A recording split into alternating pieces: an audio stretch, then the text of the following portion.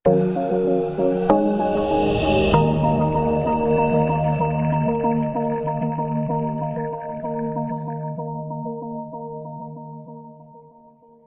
pagi kelas, hari ini kita sudah memasuki pertemuan 5 yang akan membahas mengenai array. Array itu disebut juga dengan larik, dapat digambarkan seperti tabel. Dapat diartikan sebagai sesuatu yang berbaris-baris atau berderet-deret. Berfungsi sama dengan variabel. Array menampung banyak nilai atau data dengan tipe yang sama dalam satu waktu. Nilai yang ditampung diakses berdasarkan indeks. Dan untuk array, indeks pada array ini akan dimulai dari indeks ke 0, jadi bukan dari indeks ke 1 ya. Nanti akan saya jelaskan. Yang pertama ada array satu dimensi. Nah ini array satu dimensi adalah array yang memiliki satu kolom dengan banyak baris atau satu baris dengan banyak kolom. Array disebut juga dengan vektor. Kemudian untuk pemberian nama sama halnya dengan pemberian nama variabel. Nah ini ada dua, jika tipe data elemen array merupakan tipe data elementer, misalnya tipe data integer, itu cara penulisannya var atau val, kemudian nama array-nya apa, kemudian sama dengan in array, int array, dan jumlah elemen. Jumlah elemen ini misalnya kita mau menampung 5 data, berarti kita tuliskan angka 5 di sini. Kalau mau menampung 3 data, silakan tuliskan angka 3 di dalamnya. Kemudian, kalau tipe data elemen array-nya itu bukan tipe data elementer, misalnya itu tipe data string, nah cara penulisannya seperti ini, hampir mirip-mirip ya dengan tipe data integernya. Jadi var atau val, kemudian nama array-nya sama dengan array, jumlah elemen kita harus masukkan. Nah, di sini untuk string-nya, penulisannya beda dengan integer array, bisa kalian lihat. Bahwa sini array, kemudian buka kurung, mau berapa jumlah elemennya, kemudian buka kurung perawal, string, buka tutup kurung, kemudian tutup kurung perawal. Oke, di sini. Nah, pada project sebelumnya, buatlah satu buah file Kotlin baru, dan beri nama array 1D. Kemudian ketikkanlah kode berikut ini. Jadi nanti ketika kalian sudah selesai mengetikkan kodenya, maka outputnya akan seperti ini. Silahkan diketik codingannya. Nah, di sini saya sudah selesai untuk mengetikkan codingan array 1D-nya. Nah, di sini saya menggunakan satu buah variabel array, yaitu saya kasih nama variabel array-nya adalah angka. Kemudian di sini tipe datanya adalah int array, berarti tipe data integer, dan jumlahnya di sini ada 5. Kemudian ada 5, 5-nya bisa kalian hitung, di sini ada angka 0, angka 1, dari angka 0 sampai angka 4 ini berjumlah 5. Oke. Nah, kemudian ini angka 0 isinya itu berarti isi dari variabel ataupun array angka itu, angka indeks ke 0 itu adalah 1, angka indeks ke 1 adalah 2, sampai dengan angka indeks keempat itu adalah 5. Kemudian di sini kita cetak itu isi array satu dimensi adalah, kemudian di sini kita menggunakan perulangan. Jadi untuk memanggil array itu kita membutuhkan sebuah perulangan. Ini ya. Jadi di sini seperti yang pertemuan sebelumnya juga array indeks ke $i. Jadi ketika i-nya 0 maka di sini array indeks ke 0, kemudian dolar angka 0. Berarti 1. Oke, di sini akan saya jalankan project-nya. Nah, ini hasil dari project yang sudah kita jalankan, bisa kalian lihat sendiri. Ini yang tercetak adalah isi array satu dimensi, yang ini ya, yang tercetak pertama. Kemudian for i in, jadi nanti akan ada 5 kali ya, berarti 0, 1, 2, 3, 4. Hitungnya dari 0. Di sini i-nya itu range-nya dari 0 sampai dengan 4. Kemudian perintilan array indeks ke $i. Jadi ketika i-nya sama dengan 0, berarti yang tercetak itu adalah dolar angka i, angka 0. Angka 0 di sini adalah 1. Jadi ketika i-nya sama dengan 4, karena 4 ini masih masuk ya dalam range-nya si i dari 0 sampai 4. Jadi array indeks keempat, maka angka indeks keempat itu adalah 5. Sehingga di sini tercetaklah angka 5. Kemudian misalnya nih, ini kenapa tadi kan saya sudah jelaskan ya, di sininya 5. Misalnya nih saya rubah ya, untuk jumlah elemennya di sini saya kasih 4. Nah, Kita tahu sendiri ya bahwa di sini tampungan kita itu bahwa array itu akan sebanyak 4 array. Tapi yang kita buat itu ada 5 array di sini. Kita coba jalankan apakah bisa atau tidak. Nah, di sini hasilnya setelah saya rubah ya tadi jumlah elemennya ada 4, sedangkan yang kita tuliskan di sini array indeksnya lebih dari 4 ataupun 5. Di sini kan array indeksnya saya bikin sampai 5, sedangkan tampungannya cuma sampai 4. Ibaratnya kita nih punya kursi 4 nih, sedangkan ada penumpangnya 5. Kita paksain, nah berarti nanti bakalan error. Sama juga seperti kayak gini, error. Di sini saya jelas-jelas kasih tampungannya itu bahwa akan ada 4 kursi, tapi di sini ada 5 penumpang, jadi tidak sesuai, sehingga di sini hasilnya akan error. Jadi itu ya, harus sesuai jumlah elemennya dengan yang kita yang kita deklarasikan di dalam codingannya. Oke, ini udah saya ganti lagi menjadi 5. Nah, misalnya di sini saya ganti nih, kan tadi array index itu dimulai dari indeks ke 0. Misalnya saya ganti ini mulainya dari 1. Nah, ini ya, ini jumlah elemennya sudah 5, sudah benar. Kemudian kita coba, misalkan kita kekeh nih, nggak mau, coba deh array indeksnya itu kita mulai dari angka 1, bukan dari 0. Oke, kita coba jalankan project-nya. Nah, di sini kalian bisa lihat sendiri ya, di sini kalau kita mulai indeksnya itu dari angka 1, maka dia tidak akan menampilkan apapun. Kenapa? Karena sudah ada ketentuannya bahwa array itu selalu dimulai dari indeks ke 0. Jadi itu ya kenapa di sini array-nya dimulai dari 0, bukan dari 1. Nah, ini sudah saya kembalikan lagi ya, seperti semula ya. Saya sudah menjelaskan jumlah elemennya itu sangat penting, jangan sampai berbeda antara jumlah elemen dengan deklarasi yang kita tuliskan di dalam codingannya. Oke, sampai di situ dulu untuk array 1D-nya, kita lanjut ke slide. Berikutnya ada array 2 dimensi. Array 2 dimensi memiliki 2 atau lebih kolom dengan banyak baris, ataupun 2 atau lebih baris dengan banyak kolom. Array 2 dimensi disebut dengan matriks. Pemberian nama sama halnya dengan pemberian nama variabel. Jika tipe data elemen array merupakan tipe data elementer, misalnya int, integer, jadi penulisannya itu seperti ini, var atau val, kemudian nama array-nya apa, titik 2, array, buka kurung int array, tutup kurung, sama dengan array, buka kurung jumlah barisnya berapa, kemudian buka kurung kerawal int array jumlah kolomnya berapa. Nah, di sini pada project sebelumnya buat satu buah file Kotlin baru dan beri nama array2d, kemudian ketikkanlah kode berikut ini.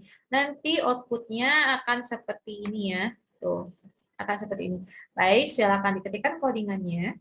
Nah, di sini saya sudah selesai untuk mengetikkan code array2d-nya dan juga saya sudah menjalankan ya project array2d-nya.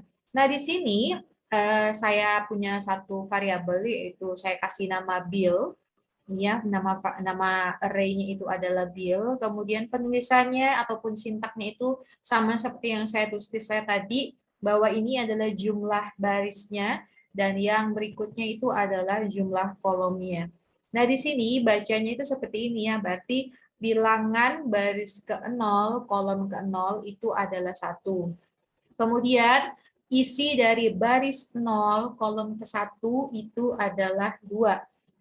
Sampai ke isi dari baris ke-1 kolom ke-1 itu adalah 4. Nah, di sini kita menggunakan nest loop. Nest loop ini maksudnya perulangan yang bersarang ya. Nah, di sini ada for i in 0. Berarti ini range-nya untuk i range-nya dari 0 sampai 1. Kemudian ini ada perulangan yang dalam, jadi kita harus mengerjakan perulangan yang dalam dulu. Nanti di sini diwakilkan oleh J, kemudian range-nya itu dari 0 sampai 1 juga. Jadi di sini maksudnya, ini kan sudah saya sudah saya jalankan programnya. Nah, di sini kita langsung masuk ke perulangannya sama seperti di pertemuan minggu kemarin. Jadi di sini I-nya itu range-nya dari 0 sampai 1, berarti kita mulai dari 0 dulu. Ketika I sama dengan 0. Nah, di sini for J J-nya ini berarti 0 sampai 1, sama juga ya. Berarti di sini J-nya merupakan I0, J0. Jadi 0 ini kan masih masuk ya, karena range-nya itu 0 sampai 1, berarti print dolar bilangan I dan J. Bilangan I dan J berarti I dan J-nya tadi bernilai 0. Berarti bilangan 0 dan 0. Berarti di sini yang tercetak pertama adalah 1. Nah, itu ya. Kemudian konteksnya di sini I-nya masih 0. J-nya ulang lagi nih. Ulang lagi, J-nya menjadi 1. Oke, ingat ya, range J ini dari 0 sampai 1, sedangkan I-nya masih bernilai 0. 0 sampai 1 masih masuk ke range-nya. Berarti di sini yang kita cetak adalah bilangan I dan J. I-nya masih 0, dan J-nya sudah 1. Berarti yang tercetak itu adalah 2. Oke, kita lanjut lagi. Di sini kan J-nya berarti sudah menjadi 2 ya. Sedangkan di sini range-nya itu dari 0 sampai 1. Karena sudah tidak memenuhi lagi dari range-nya ini, kita naik lagi ke atas. Berarti I-nya, kita naik ke I, I-nya sudah menjadi 1. I ini range-nya dari 0 sampai 1. Oke, I-nya 1. Kemudian J-nya dimulai lagi dari 0 karena kita masuk lagi ya. Karena kita masuk lagi, J-nya dimulai dari 0, J-nya itu range-nya dari 0 sampai 1, berarti di sini yang dicetak itu adalah I-nya sudah 1, berarti 1 dan 0. Sehingga 1 dan 0 itu kan nilainya 3, makanya di sini tercetak 3. Kemudian lanjut lagi, kita masuk lagi ke J-nya. J-nya kan range-nya berarti masih memenuhi ya, J-nya di sini sudah bernilai 1. Berarti di sini I-nya 1, J-nya 1, maka yang tercetak adalah 4. Kita coba lagi J-nya, berarti J-nya sudah menjadi 2. Karena sudah tidak memenuhi range-nya lagi, berarti kita naik ke atas nih. J-nya sudah kelar, kita naik ke atas lagi, berarti I-nya sudah bernilai 2. Kemudian ketika kita cocokkan apakah masuk range-nya 2, tidak masuk lagi, karena range-nya dari 0 sampai 1. Oleh karena itu, programnya selesai sampai di build 1, build I1 dan J-nya 1. Sehingga di sini tercetak adalah 1, 2, 3, 4. Di sini kalian bisa tahu bahwa di sini ada 2 baris dan 2 kolom. Baris ke-0, kolom ke-0 itu nilainya 1. Kemudian baris ke-0, kolom ke-1 itu nilainya 2. Kemudian baris ke-1, kolom ke-0 itu nilainya 3. Kemudian baris ke-1, kolom ke-1 itu nilainya 4. Oke, demikian untuk penjelasan array 2D-nya. Kita lanjutkan ke slide.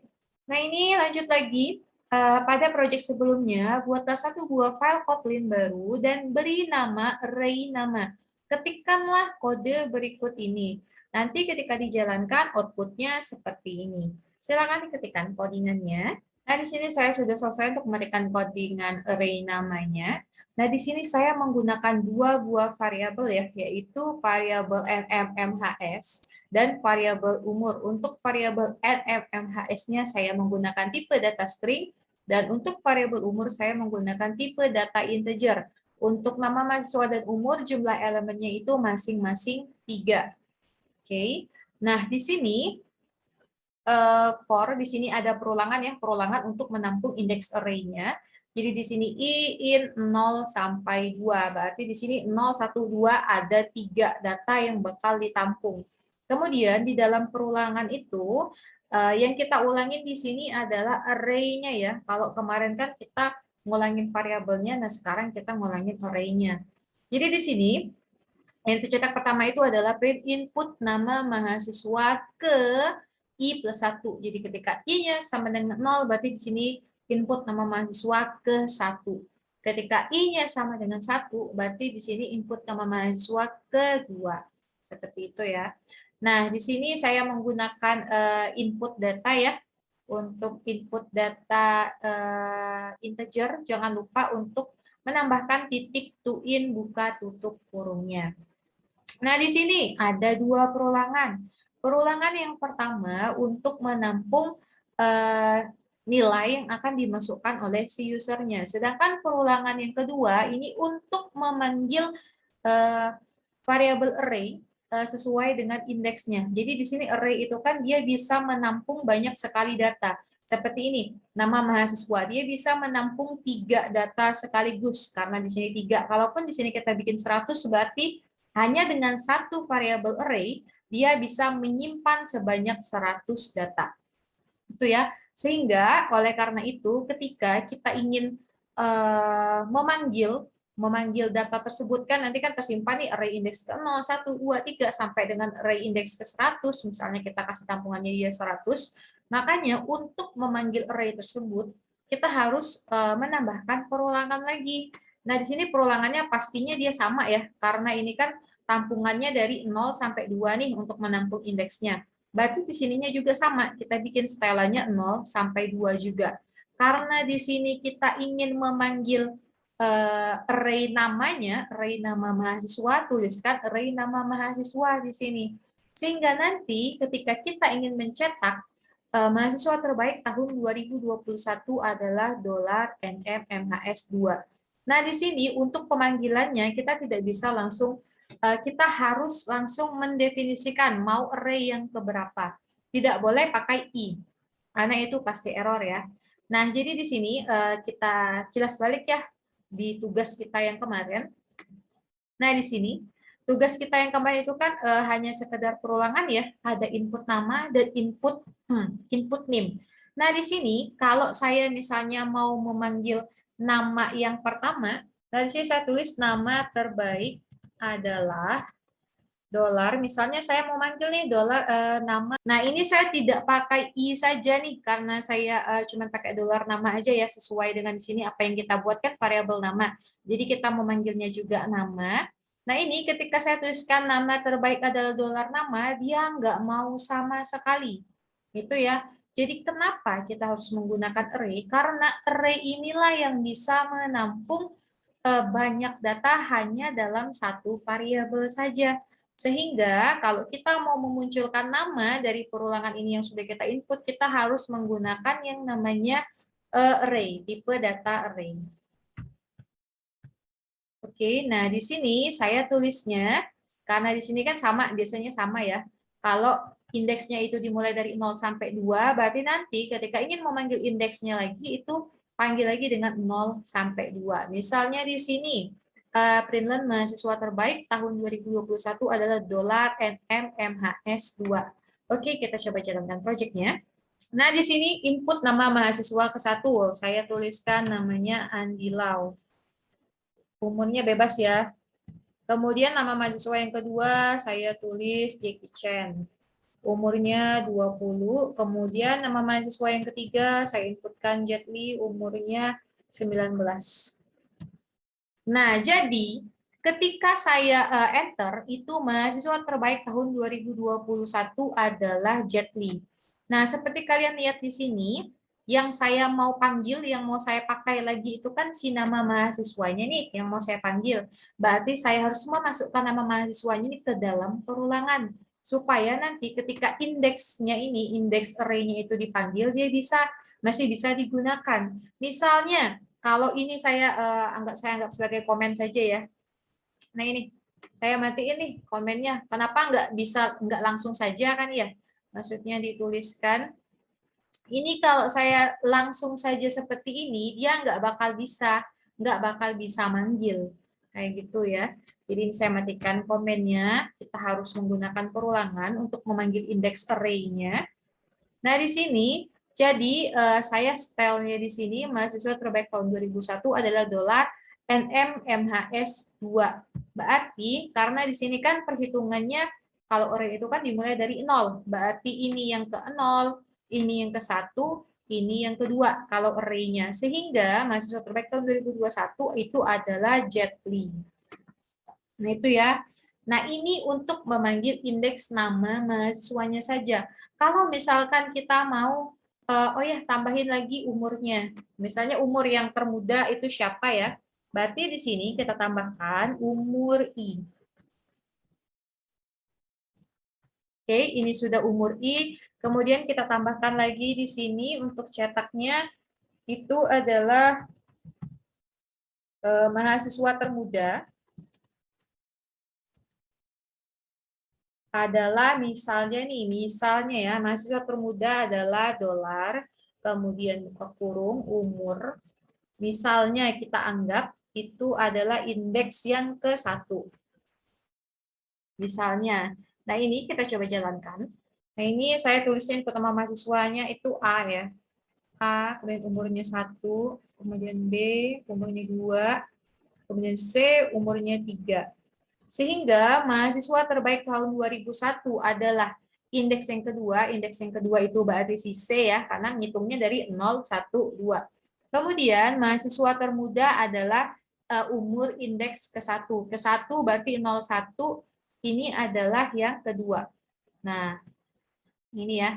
Jadi perhitungannya seperti itu bahwa array itu dimulai dari 0, bukan dari 1. Kalau dari 1 seperti yang saya contohkan di array 1D tadi itu pasti bakalan error. Karena memang array itu harus dimulai dari indeks ke 0. Oke, demikianlah untuk penjelasan array namanya. Kita lanjut lagi ke materi berikutnya. Nah, di sini ada tugas, jadi ini merupakan pengembangan dari tugas yang kemarin ya, tugas yang minggu kemarin. Nah, di sini kalian bisa lihat bahwa di sini ada nama barang, jenis barang, banyak barang, dan total barang. Kalau kemarin kita cuma sampai input nama barang dan total barangnya, nah sekarang saya mau muncul lagi, ada dua nih ya yang nambah ya. Tadi itu saya sudah praktekkan, sebelumnya sudah saya praktekkan bagaimana memanggil indeks barangnya ini. Jadi nanti kalian berarti buat lagi, tinggal tambah anda membeli minyak goreng dan Indomie. Berarti ini dolar nama barang dan dolar nama barangnya ya. Berarti di sini panggil Anda membeli dolar nama barang. Jangan lupa menambahkan satu perulangan untuk menampung supaya nanti indeks array-nya itu bisa digunakan. Dan total belanjaan Anda sebesar berapa nih? 160.000. Jadi berarti di sini kita juga menambahkan total belanjaan. Jadi di sini kita akan menambahkan total belanjaan itu berarti total barang ke-1 ditambah dengan total barang kedua. Oke, jadi ini silahkan dikerjakan di rumah. Jangan lupa untuk dikumpulkan di Google Classroom. Oke, kita lanjut lagi. Ya, untuk materi mengenai array sudah cukup sampai di sini. Jangan lupa untuk dipraktekkan di rumah. Jangan lupa untuk mengerjakan tugas dan mengumpulkannya di classroom. Mohon maaf bila ada kekurangan dan kesalahan selama saya menyampaikan materi. Akhir kata, saya ucapkan selamat pagi dan terima kasih.